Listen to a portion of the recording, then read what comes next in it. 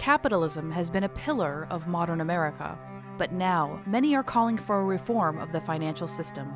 The subprime lending debacle, stock market gyrations, and a failure of banks have shaken our core beliefs. It has become obvious to us all that if capitalism is to continue to be a driving force, it needs to evolve. You found a flaw in the reality. A flaw in the model that I perceived is the critical functioning structure that defines how the world works, so to speak. In other words, you found that your view of the world, your ideology was not right. It was not working. Precisely.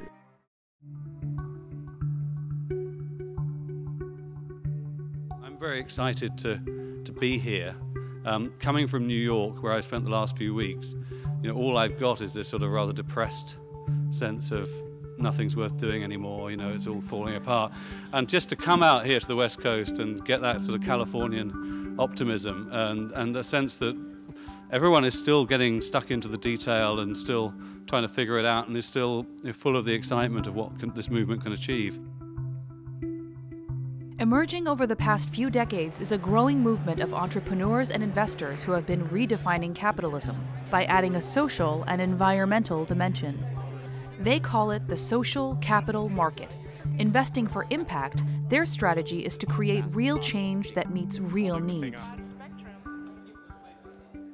So it's as efficient and hard-headed as business, but it's as compassionate and mission-focused as nonprofits. And I think we're at the moment where it's really, I think, ready to kind of take off and go more mainstream and become not just a small, under-leveraged niche, but something that the average people in their pension funds and large institutional investors and others can get involved in.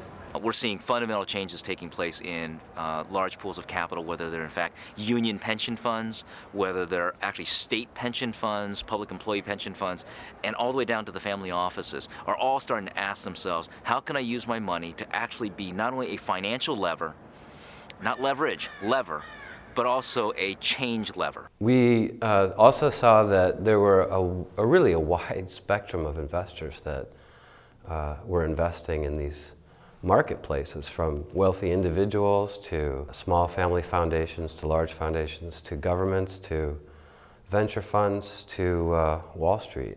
The social capital markets are evolving. I think it's really helpful to think about impact investing, the social capital markets, as an emerging market.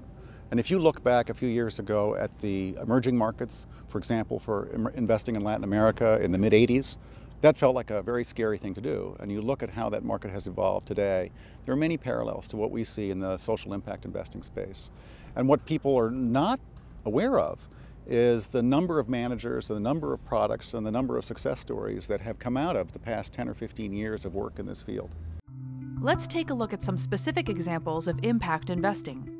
Affordable housing.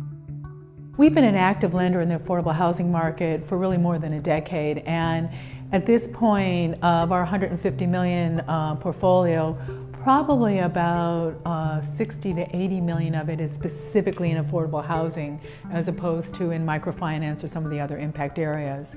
And because we have been channeling that capital to local organizations that know their communities well, that screen potential borrowers, that really develop financial products that are well suited to those markets, none of our borrowers are having the kinds of difficulties that you're seeing in the standard market. When you're actually trying to meet real needs of a class of people, as opposed to some Wall Street person kind of flipping a mortgage for the commission, things actually can work. The system can work when you're being real about it. Sustainable energy. For every $6 that Ian co-invests, we're bringing clean energy to a person. And so from a valuation perspective, we like to say we're 6 times more efficient than aid.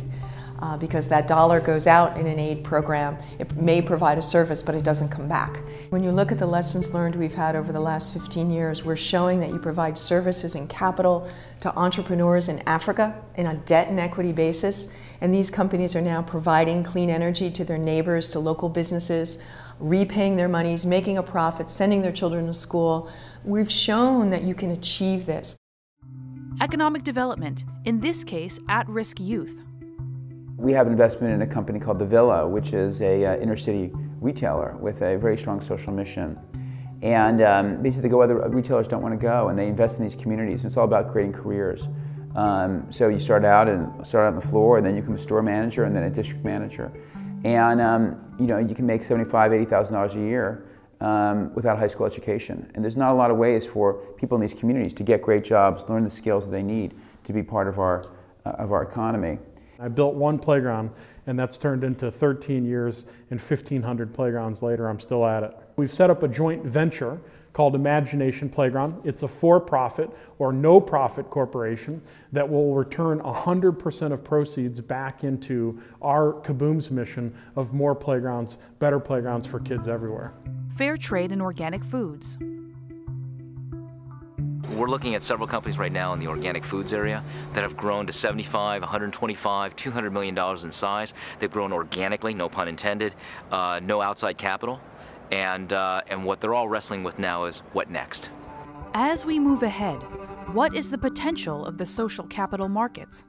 The ability to harness some even fractional portion of the $60 trillion that sits in the capital markets worldwide towards investments that generate social and environmental as well as financial return is incredibly powerful. And in complement with government and philanthropy, we think those are the kind of solutions that will really be able to tackle the challenges. According to Catherine Fulton, partner at the Monitor Group, the social capital markets could grow to 1% of all managed assets in 5 to 10 years, or a $600 billion marketplace. That's double the amount of philanthropy. But unlike grants, that amount is returned to investors for reinvestment. This isn't some theory that give me capital and let me test it. This is a proven business model, as many of my colleagues are in this space. We've shown you can take capital, you can invest it, and you can get social and environmental returns, as well as get your money back. Ultimately, it's a better way to live and a better way to be. When you're creating businesses that are helping people, it's a much more rewarding life. Some people would say that in a way social capital isn't about money investing here. It's really about people discovering themselves and being happier about how they express themselves in the world.